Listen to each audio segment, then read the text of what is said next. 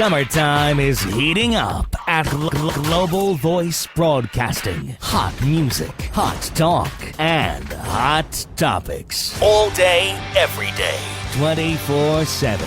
You don't want to miss a minute on Global Voice Broadcasting. I highly recommend Ms. Hicks. Her books, her CDs are encouraging. I bought her book, A Hill to Climb. She's a very inspirational speaker. And I look forward to one day being able to work with her. Your power lies within you. Let it loose. Aspiration, inspiration, motivation, edification, determination. These are the keys of life success brought to you by none other than award-winning author, motivational lecturer, business consultant, and much more as she gets you aimed to your purpose. And now, ladies and gentlemen, young and elder, from Hollywood to the entire world, here is your host of Aim to Purpose, the radio show, Louise Hicks, along with her co-host, yours truly, Kenan Wesley Mason.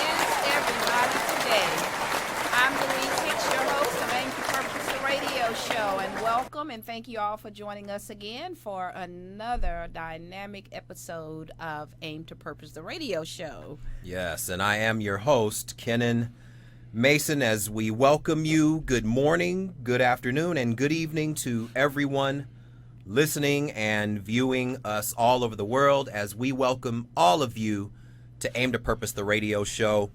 If you're listening for the first time or if you're viewing for the first time, we welcome you as well, and we have a very special guest as we continue our 1-year anniversary celebration of Aim to Purpose, the radio show, bringing you bigger radio, better radio to the global audience.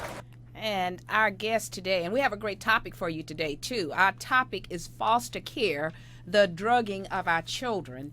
And this is really a serious matter here because we know we're out of control, as you just saw in the video clip that we started the show off with.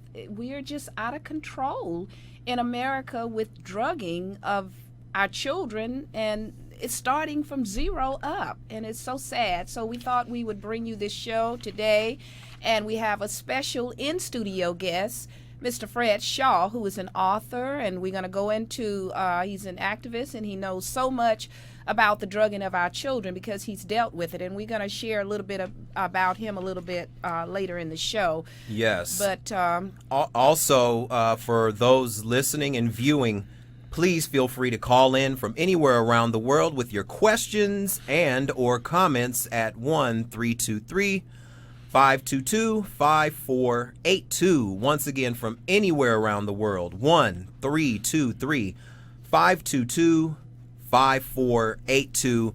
And once again, I'm dedicating this show to my daughter. I know she's watching. Once again, Jules, I love you. This one is for you and all other children all over the world, because this has turned into not just a local epidemic, but nearly a global pandemic. Yes, it is. And Jules, from your grandmother, this is for you too, because I know you're watching. My one and only grand sweet baby. And first, let me share this with you, a statistic that I found. And all of this information is out on the internet. You can research it and find it for yourself. But this is startling. 70% of Americans take prescription drugs. And this is something I found at cbsnews.com. Mm-hmm. And when we think about America, the United States is about 300+ million people of the 700+ billion people in the world, and we are on 70%. At least one person is on a prescription drug, and more than 2 out of that 70%, sometimes two prescription drugs. So we're out of control here. And let me share something here with you. I'm just going to read this to you. Yep.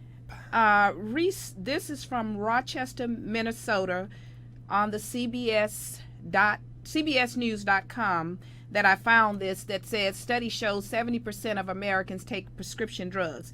It says researchers find that nearly 70% of Americans are on at least one prescription drug, and more than half receive at least 2 prescription, reports CBS Atlanta. Mm-hmm. And you know the CDC, I'm sorry, yes. the CDC, the Center for Disease Control, is out, I believe, in Atlanta, if I'm not mistaken, is in Atlanta. Yes. And we wanted to bring this show to you because of all the controversy over the vaccines and so forth. And with foster children, they're getting vaccines just like everybody else because they're in foster care. That's right. And they're on the same regimen as a lot of others.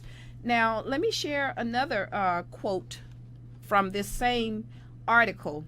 It says expenditures on prescription drugs reached $250 billion in 2009. And I want to repeat that. Expenditures on prescription drugs reached $250 billion in 2009 and accounted for 12% of total personal health care expenditures. Mm-hmm. So with that magnitude of what we saw at that video clip, we're really out of control. Sounds like we're really healing the world with that. Yes, and we're out of control with prescribing drugs. And as you can see, look at the money. If you follow the money, you can see why. And these poor foster kids are really suffering gravely. Yeah. And when we get into it with our expert guest today, you're going to see why, because he has a lot of answers to our questions. Yep. And go ahead, Ken. I think you had something else you wanted to add. Well, before we even go to our first commercial break, we're going to play this clip, and it will be a great lead-in to our first break, segueing into our guest, Fred Shaw, who's going to share some insight on this entire matter. But first, we're going to show this video clip, and then we're going to go to a quick break. Tonight, a CBS 2 News investigation. Are some of LA's foster kids being over-medicated just to keep them quiet? That's what some foster kids say is happening, and nobody is doing anything about it. Investigative reporter David Goldstein has the story. In one day, I would say probably like 20 different medications. 10 years ago, if you'd given a 3-year-old or a 5-year-old or even a 12-year-old an antipsychotic, you could expect to lose your license. I was on 20 pills at the same time. Today, it's common practice. I was on about 20 medications. Trayvon Walker is trying to recall all the medications he was given as a foster kid. The list is long. I was on Depakote, Risperdal, Wellbutrin, Trileptal, Clonidine, Buspar. And he's not alone. I was on so many of them, it's hard to remember. If we medicate this kid, we can control him or her, and we don't have to deal with her feelings. All 3 are current or former foster children. All of them claim they're victims of over-medication. And it caused me to have kidney renal failure. Over the past 3 months, we've reviewed confidential medical records of some of LA's foster youth, and what we found is disturbing.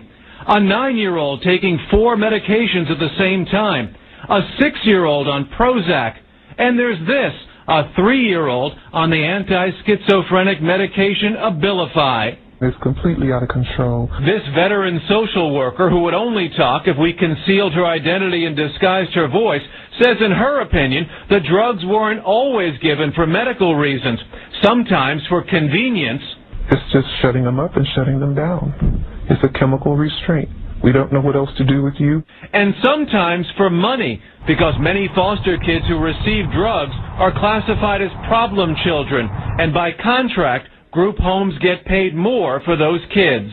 When you have a group home full of kids that are sleepy all the time, you don't have to deal with them. So it's a good thing for them, and they get paid. So they get a nice fat paycheck. I'm not surprised. I'm not surprised. Dr. Elizabeth Roberts agrees. She's a child psychiatrist who treats foster children. Everybody's winning. They get a higher pay, and if the child gets the Social Security disability check on top of it, well, that's all the better. All of the cases are decided here in family court. In LA County, the number of medicated foster kids runs anywhere from 3,000 to 6,000, depending on who you talk to. Statewide, no one seems to know the exact numbers, but they have jumped considerably in the past 5 years. There are built-in safeguards. A judge has to approve all medications. But we uncovered audits of LA's foster youth group homes where dozens of kids were found to be medicated without court authorization or with little doctor oversight. We've seen situations where that has in fact occurred, and we have prohibited those doctors from working with those kids in the future. But that's if their complaints are ever heard. Some fear foster kids are trapped in a system too quiet to be noticed. I mean, no one listens to a foster kid. I mean, they're dismissed. They're a forgotten child in this equation. As you can see, this is really an atrocity here in America. Of course, we consider ourselves the most civilized, industrialized nation in the world, and this is what is happening in our country. And I'm glad our show is global because you get a chance to really see what is going on. And this is an atrocity, and something needs to be done about it because these are children that are suffering. Yeah. So what we're going to do, we're going to take a commercial break, and then we're going to come back and introduce our special guest for today. Absolutely. So with that, this is Aim to Purpose, the radio show. We are global. This is our 1-year anniversary. Stick around. Don't you go nowhere. This edition of Aim to Purpose, the radio show, is brought to you by L. Hicks Consulting Services. When you want the best in business coaching, life coaching, or perhaps your organization, business, or company is in need of a dynamic speaker for an upcoming workshop or seminar, contact Louise Hicks for L. Hicks Consulting Services at 1-562-310-1495. From anywhere around the world, that's 1-562-310-1495. For more information about Louise Hicks and her consulting services, visit her website at www.louisehicks.biz. Again, that's www.louisehicks.biz. Or call 1-562-310-1495. L. Hicks Consulting Services, where professionalism is top priority.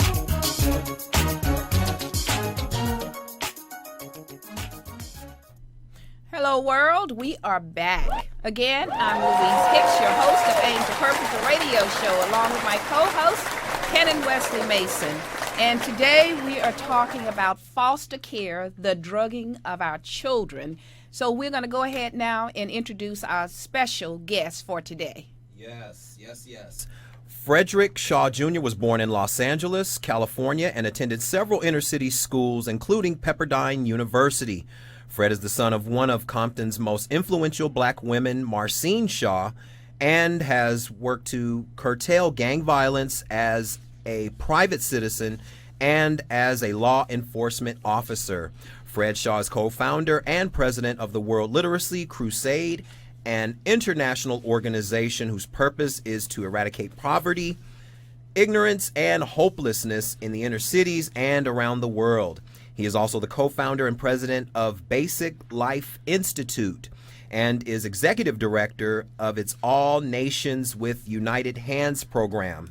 Fred co-founded Miracle Institute, a program that addresses the needs of homeless and drug-addicted men. He is in his second term as president of the Compton branch of the NAACP. Fred's notable achievements has been as first and only Compton NAACP president to lobby Congress and get a 425-1 vote in support of the Child Medication Safety Act, which also passed the Senate and eventually signed by the President of the United States. First and only Compton NAACP president to be appointed to a California state chair overseeing the Children's Task Force, international speaker who has led protest marches and done countless national radio shows concerning the psychiatric drugging of children as an advocate for children and parent rights. And he's the author of the Western novel Fast Black. So with that being said, let's give a warm, Aim to Purpose welcome to Frederick D. Shaw Jr. Hello, Fred, and thank you for coming in to join us today. Welcome to our show, and we are looking forward to hearing all of the information that you're going to share with us today. And let me start by asking you about this Child Medication Safety Act that you were instrumental in getting implemented.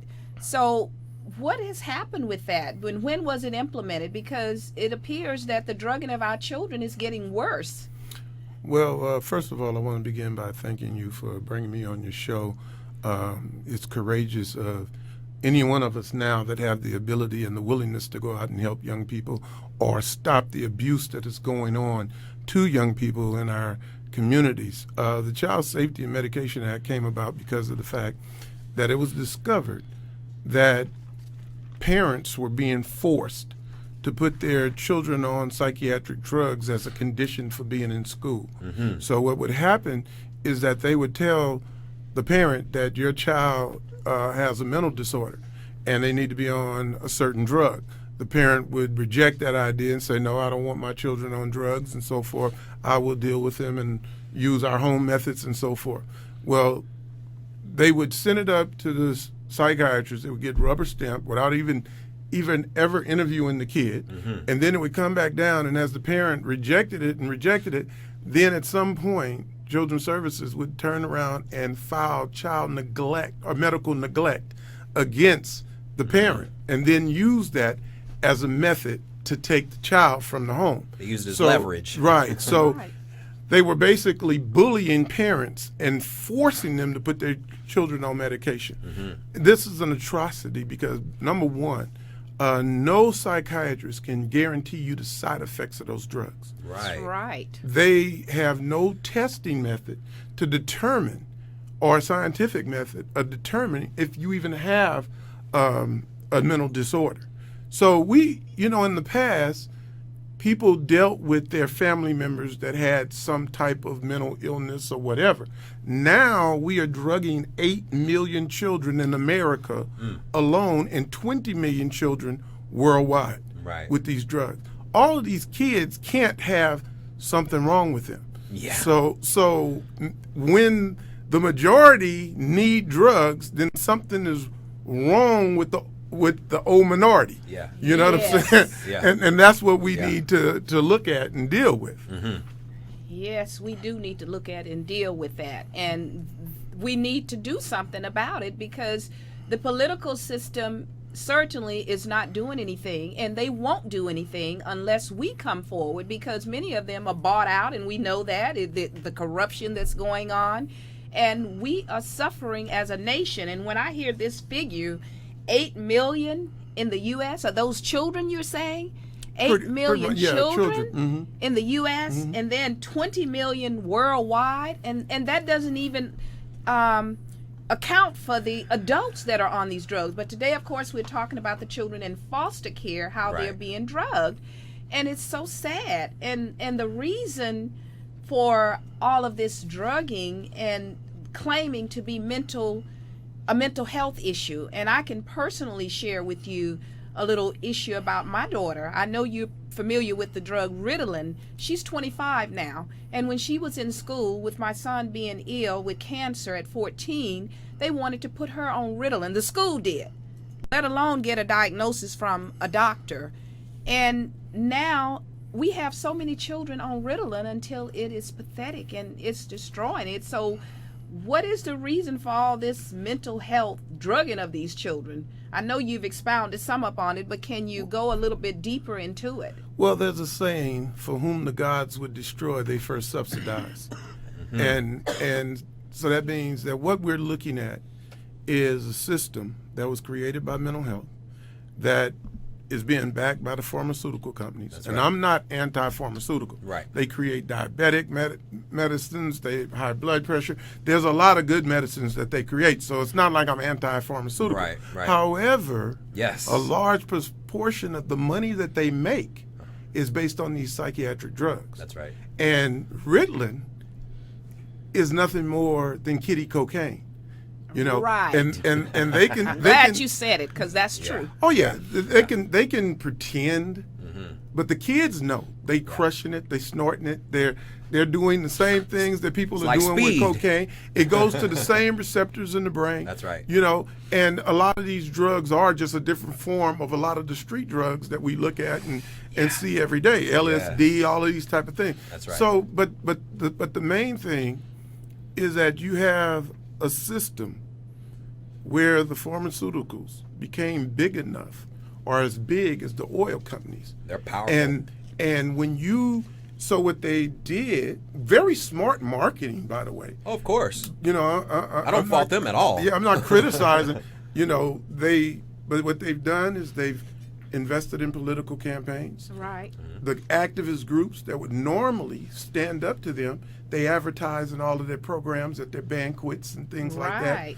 The TV networks, if you look, they have all type of advertisements about these drugs and stuff, to the point now that they can threaten to pull their advertisement and cost the radio stations a lot of revenue. Oh, yes. So they have positioned themselves to where everybody is to go along with the program, or you're ostracized. Or else. Yeah, so that's where we're having the major problem with these pharmaceuticals. Yeah, that's why they're doing it. And the sad part about it, what we as the masses, what I've done, I don't even watch TV hardly anymore. And the masses, we have to wake up, because this is killing our children. These drugs are killing our children. And if I had listened to the teachers at the school, even the teachers are advocating now, because they don't want to deal with the kids, let alone in a foster care. They're getting paid to take care of these kids, and they don't care what's going on with them. They are giving these kids these drugs. And when I read in 2009, the pharmaceuticals have a $250 billion expenditure. I mean, that tells you right there, there's a conflict of interest. So they don't care about killing our kids. So we got to wake up. The more ill we are, the higher their revenue gets. Absolutely. Well, one interesting thing you were saying, how much was that? $200 billion? $250 billion. $1 billion. Now, let me tell you what that means. That means that whatever the side effects of these drugs are, they have enough money to pay for it. Yes. So if I get damaged by it and there becomes a class action lawsuit, they will make more money in the time of the lawsuit than they will have to pay out because of that lawsuit. That's right. So Sure they will. So it's a win-win for them. Yeah. Yeah. Anyway, look at you. One of the drugs you had was they was talking about was Risperdal. You can't even name some of them. Risperdal causes males to have female breasts. Yes. Now, the question that I've asked, what could be wrong with a child that we would give them a medication that could cause them to have female breasts, that could cause them to want to commit suicide, that could cause them, what could be wrong with that child that we would even take that chance? Yeah. And our systems, in an effort to help, with all of their rules and regulations, you can't enforce things. If you go into the group homes now, they throwing stuff at the counselors, they're acting out. There's no way you can punish them. Yeah. So what must you do? You must drug them. And this is the same way they're operating in our homes now. Yeah. You can't chastise your child. You can't do all of that. You know, I had a big argument once with a psychiatrist who said, you should never be able to hit your child.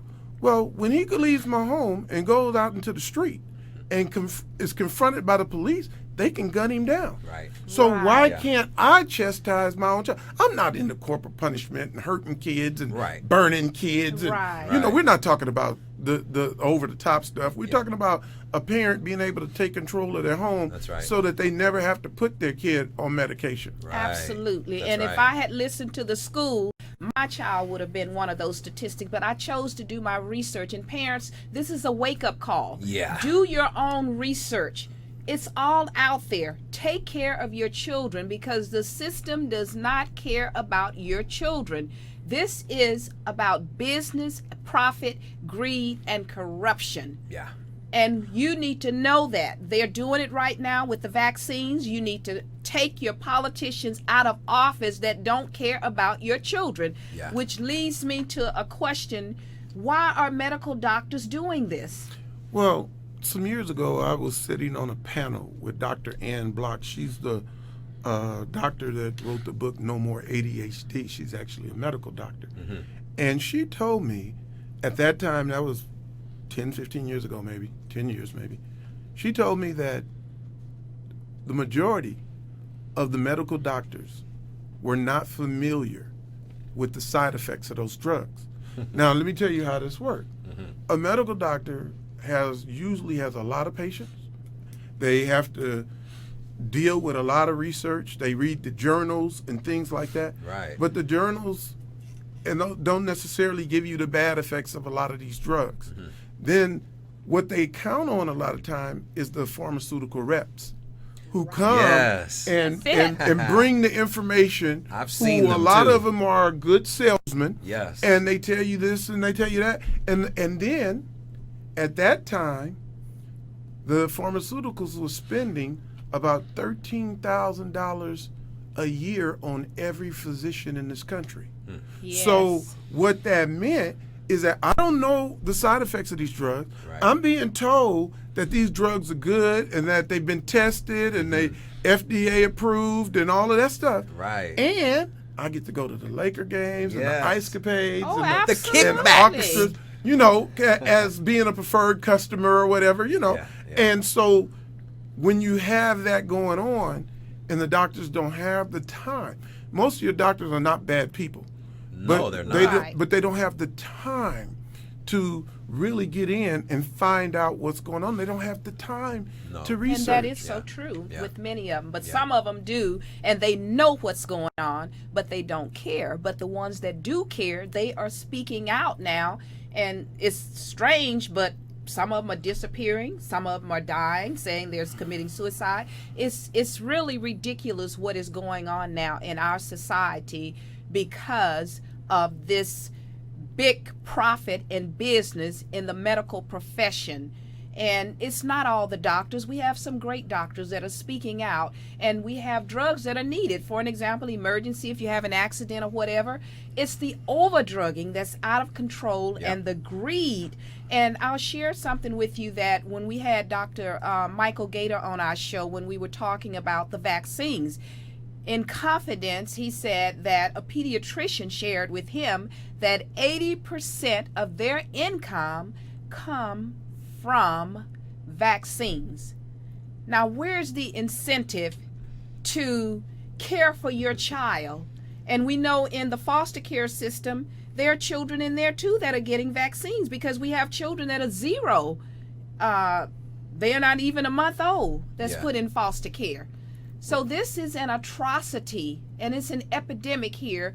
And as parents, we got to wake up.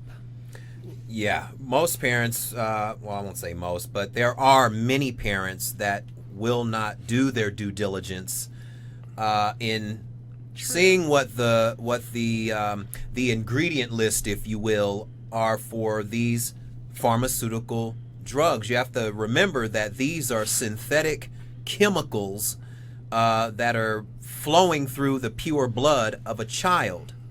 Fred Shaw, give us some information about what's going on in the foster care system, and how these children that have no protection, if you will, they're being drugged to high heaven for the sake of what one of the people said on the video is to just basically shut them up. Sad. Well, that's one of the things that we have to be very leery of, the fact that you're using medication as a form of discipline. Right. So therefore, you're treating foster children as if they're in mental institution. Yes. And that makes them a victim a second time. Many times when you're dealing with foster children, they are abused, and that's how they ended up in that system. Right. And so now you take and abuse them again by drugging them. To give you an example, when I was a sheriff deputy, there was a kid that was taken from his home, and the kid was crying, he was fighting, he wanted to be with his parents, and there was abusive situation, and nobody knew who it was that had done it, so they are removing him from the home. I get the concept and the idea that you're trying to protect the child.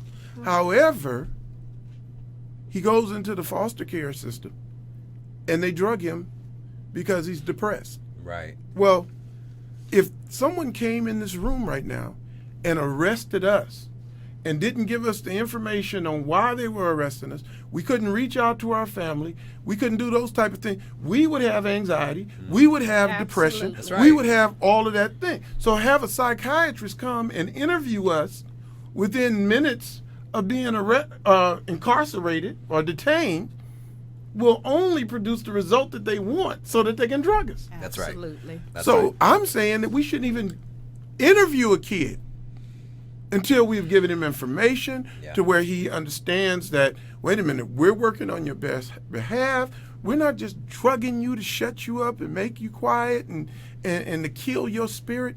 We actually are in a system here that's trying to elevate you. That's what's supposed to be happening. Right. It is not supposed to be the mass drugging the children as if they're in concentration camps. Yeah. Because that's what they're doing. And you made such a valid point when you said kill their spirit, because that's what they're doing. Oh, yeah. They're killing the spirit of these kids, and they're using medications as a disciplinary element, for lack of a better term. That's what they're doing.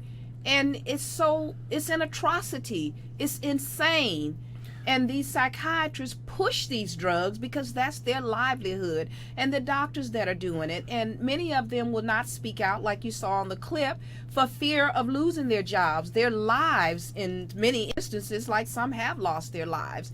And it's sad when you can't. We are supposed to be living in a democracy here in America based on a constitution that I can't, when I think about the Constitution, it really is kind of upsetting to me sometimes because of how in America we were deemed once upon a time as half of a person or 3/4 of a person or whatever you want to say. But things are supposed to have gotten better. And here we are now, we're drugging these kids like it's candy we're giving. We shouldn't even be giving them candy like that. And like you said, Ritalin, it's a cocaine. Well, see, what happens is a lot of problems get solved when they drug the kids. Let's say that the kid has a specific learning disorder, and I'll tell you the story behind this.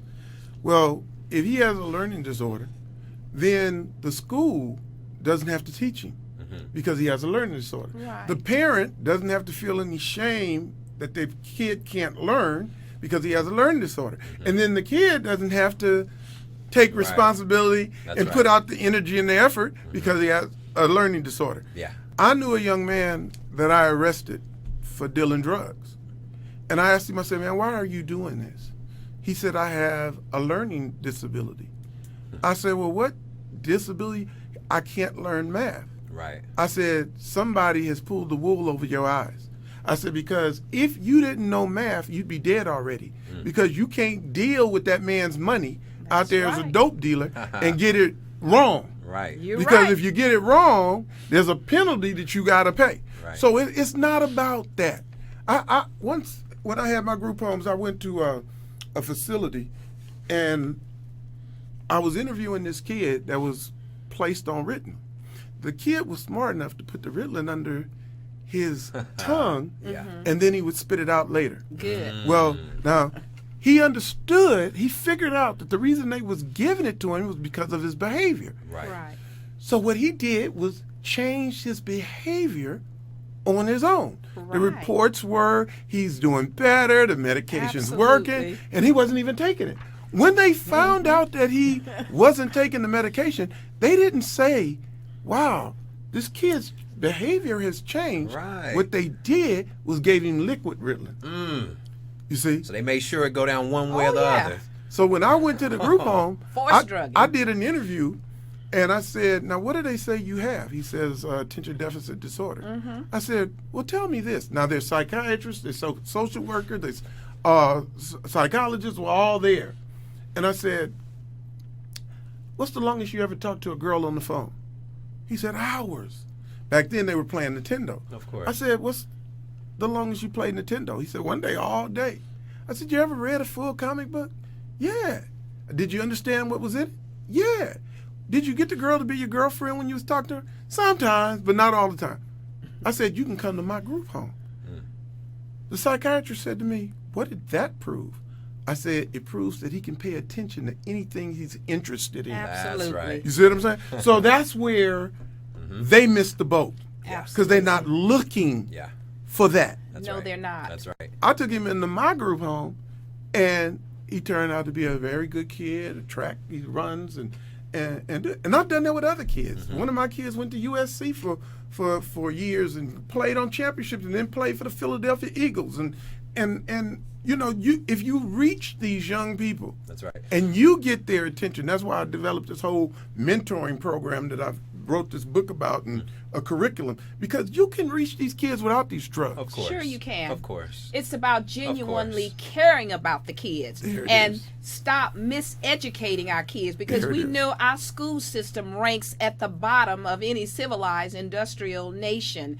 So when you miseducate children, and it's by design too, by the way, because the system was designed, and I heard Robert Kiyosaki, who wrote Rich Dad, Poor Dad, talk about this, how the Rockefellers designed the educational system, and it's intentionally misleading and miseducating our children. And they created the allopathic medical paradigm as well that we have today. Absolutely. And these are the few rich, wealthy people that obviously don't care about humanity, or people that are doing this, like the Bill Gates, who is all about population control, and that's helping to vaccinate. They're over in Africa now, just vaccinating away.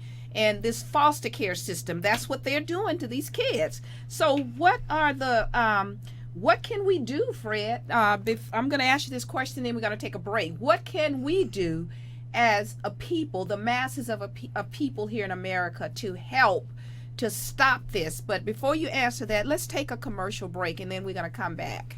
All right. Hello, world. Hey, it's the 1-year anniversary of Aim to Purpose, the radio show. So first, we thank the staff at Global Voice Broadcasting for the platform and the opportunity. Go to gvbstudios.com/show/A2P. Next, we thank our wonderful guests that have graced the airwaves of Aim to Purpose over the past year, like Dr. Caldwell B. Esselstyn from the documentary Forks Over Knives, Nazir Alim Bey with his soon-to-be-released documentary entitled Melanin, the God Particle, from the Citizens Commission on Human Rights, Dr. Jeffrey A. Shaler, and Professor Baron K. Brown, who's become a regular on the show. Internationally, we've had guests such as Bridget Nkuna and Sarah Jane Farrell from South Africa, award-winning author F.T. Camargo from Brazil, Brenda Pierce, the Empower Nurse from Canada, double Olympic medalist from the British cycling team Brian Steele, and many other great guests that have openly shared their knowledge, humor, wit, and wisdom with the A2P universe. And most important, we thank you, the listening and viewing audience, for tuning in each and every Monday. Information is power, and the more our audience grows, the more open minds that'll receive the information, which makes all of us powerful. So we encourage all of you to spread the word about Aim to Purpose, the radio show. Lastly, if you know someone with a product, business, or foundation that's interested in advertising as a sponsor for the show, contact A2P host Louise Hicks at louisehicks.biz or Shamika Brown at divinebrownmedia.com. Be a part of the A2P movement, as there is always power in numbers of like minds that multiply. And follow us on social media at Aim to Purpose, #A2P. Once again, thank you all from Aim to Purpose, the radio show. And we are here today talking about foster care, the drugging of our kids. And we have our very special guest, Fred Shaw, with us, who is an author and activist. And he's been very involved in helping with this drugging of our children. And just before the break, we talked about, we asked a question: what can we do as the public to help stop the drugging of our children in the foster care system? Because they don't have parents, that many of them, that truly care about them. Since we heard in the video from the news media there earlier, where these children are just out there on their own, and many of these foster care homes, they're about the money. They don't care about these kids. They are about getting this money. So what can we do as the public, Fred, to help? Well, the first thing that we have to do as parents, as responsible citizens, we must get involved.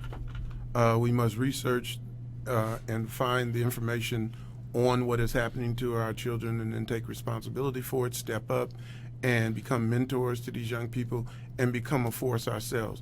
We a lot of times look at the system like it's bigger than us, when the system is only us.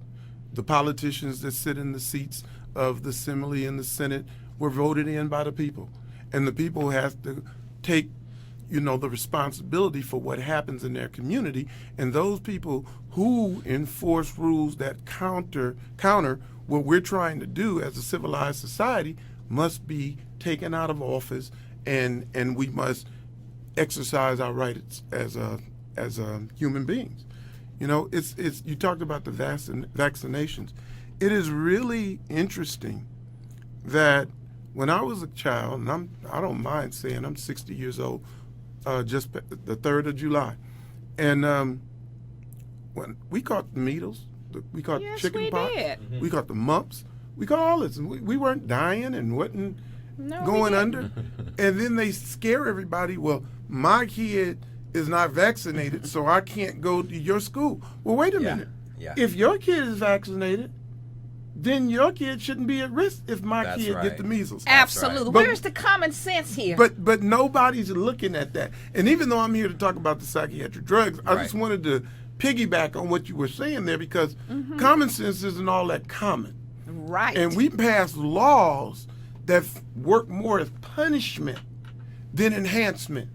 Absolutely. And so, and that's what the parents have to do. We have to get involved as citizens. We have to get moving. Just like the young people are saying Black Lives Matter, we should be saying our children's lives matter. Absolutely. We should be, involved in that. Yeah. And not just black children. They're drugging children. Children, period. It's That's all right. of our children that we have to be concerned about. And you have to be pretty soulless to hurt children. Absolutely. Yeah. So these rich people that are perpetuating this atrocity, I would like to know, where is their heart?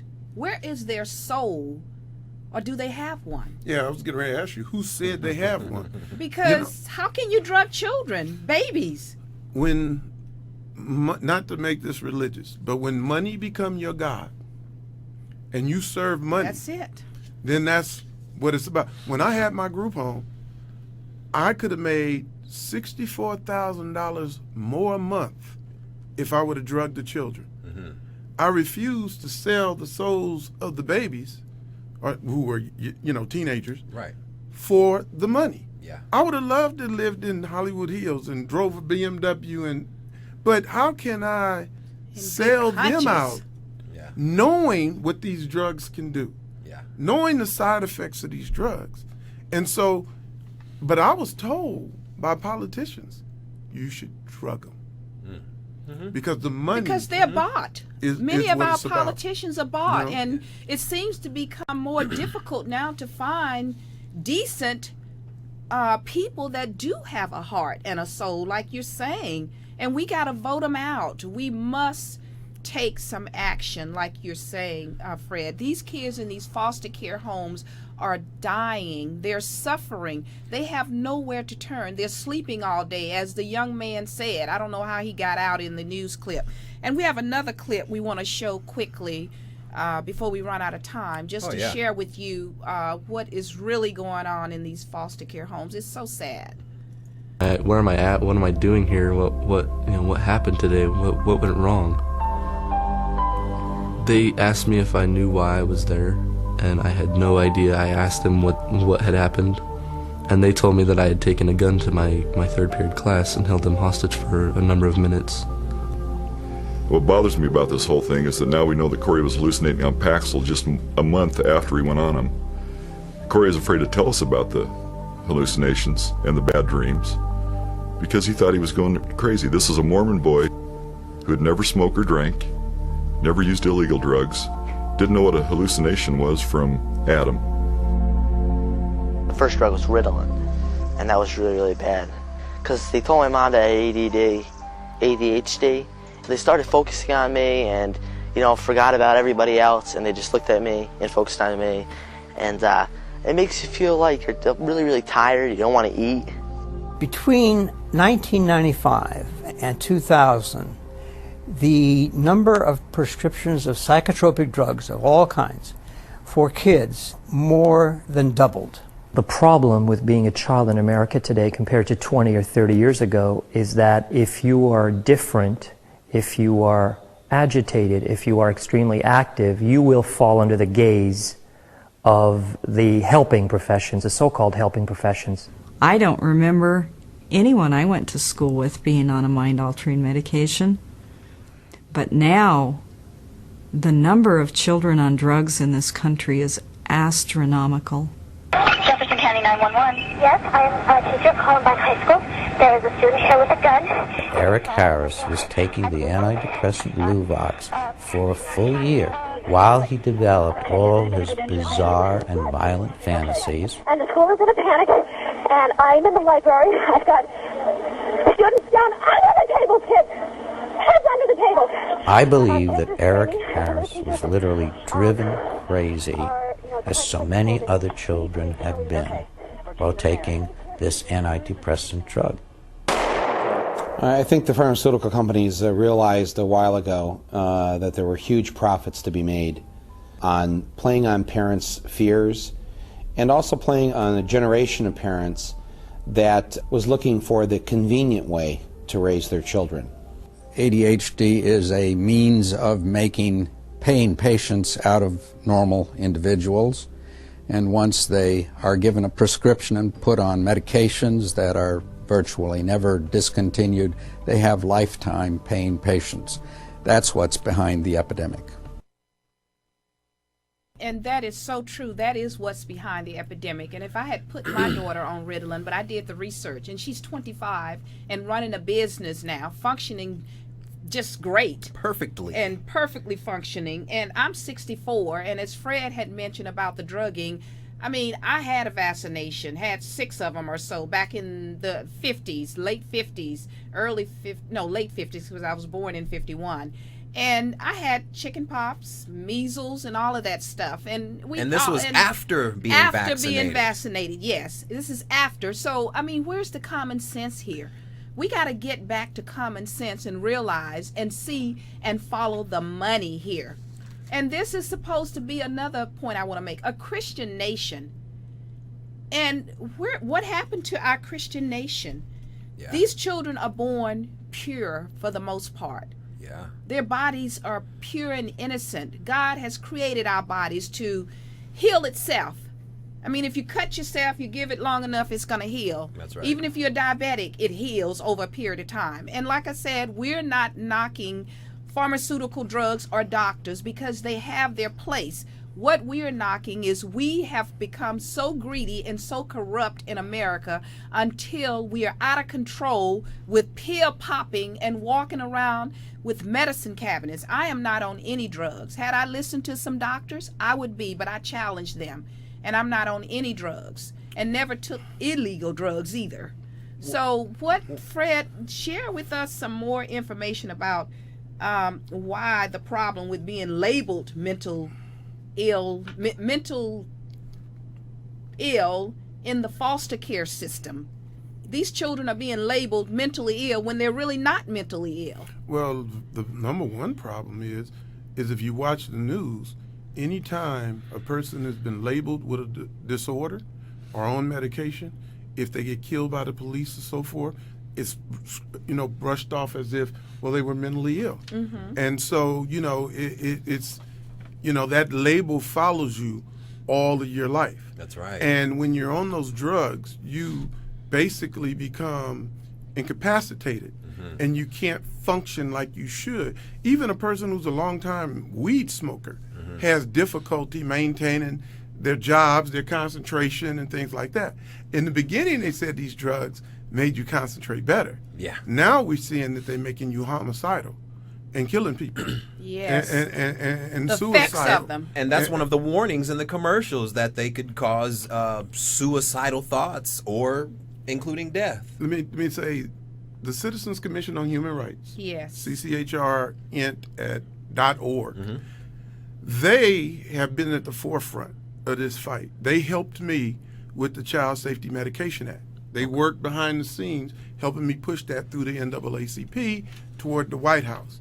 That's the group that seems to have a real good understanding of what's going on. And if it wasn't for them, this thing would the pharmaceuticals and the psychic mental health people would already run them up. Yeah. There was somebody out there exposing them, and they know that this group is there. Mm-hmm. And so, I thank God for CCHR for what they have done in this field, because they're on them. Oh, they but are. How big are they? Are they big enough to fight this by themselves, or do they need me and you and other people coming together with them to make this fight ours and not just theirs? They need all of us. And as we have about 2-3 minutes left, and I just want to share this. We had Dr. Jeffrey A. Shaler on our show not too long ago, and we got him on the show through the CCHR organization, and he shared with us there is no scientific proof that people have a mental disorder. It's something made up. And if you want to watch that program, we did it in a 2-part series. Right. Yeah. You can go to our YouTube channel, Aim to Purpose Radio, and all of our shows are archived on Aim to Purpose Radio on YouTube. And you can also see any of our shows at www.gvbstudios.com/show/ATP. A2P. I'm sorry, A2P. And you will see all of this. And I just want to say this real quick before we wrap up. You cannot trick the divine order of nature. I mean, we all function in a certain way. And to your example of the child that had the Ritalin under the tongue, he had enough insight, obviously, to know that something's not right about these drugs here, and also he became his own placebo. Well, yes, he did. I say this to people. Why pay $250 an hour for a psychiatrist, and the people like myself can do the same thing with your kid for much less money? That's right. Absolutely. We can mentor your kid, teach your kid how to read, teach your kid how to write. We can do it for a lot less money. Yeah. And I promise you, we won't drug your child. And you'll get a much greater result. And go to our Go. We have started a Go Mental campaign, and we have a website too there. gomental4change.com. And we're in the infancy stages. And now we want to have a final thought from our special guest here today, Fred Shaw. Well, first of all, I just want to say real quickly that I am so happy to have done this show with you, and your insight is inspiring to me because of the fact that so many times I speak on these subjects and people do not know what's going on with these drugs. So I'm just happy about that. I would like for the people who are interested in alternative methods to contact your show. And if they want me to do anything to help them, speak to groups, mentor somebody individually or whatever, contact me. Let's work it out. And we can prove that these kids do not need these drugs. They just need us to understand what's going on with them. That's right. Absolutely. That's right. That's exactly what they need. And Ken, you have anything to say? We're going to wrap the show up today. Well, everything is cause and effect. I mean, depression, there's a cause. For stress, there's a cause. When you look for the cause and you find the cause, you've at the same time found your cure. That's right. Yes, you have. So with that said, I want to thank Fred Shaw for being our special guest here on Aim to Purpose, the radio show. So insightful, and we will be having you back. Yes, we on will. The show we in will the near have future, you back in the near future. if you would be so kind, sir. I would feel it a privilege to be able to do that. Absolutely. And we are going to start these seminars in the Los Angeles, California area. I'm going to have Fred to assist, and I will assist him. So with that being said, until next week, always remember, your power lies within you. Let it loose. Until next week.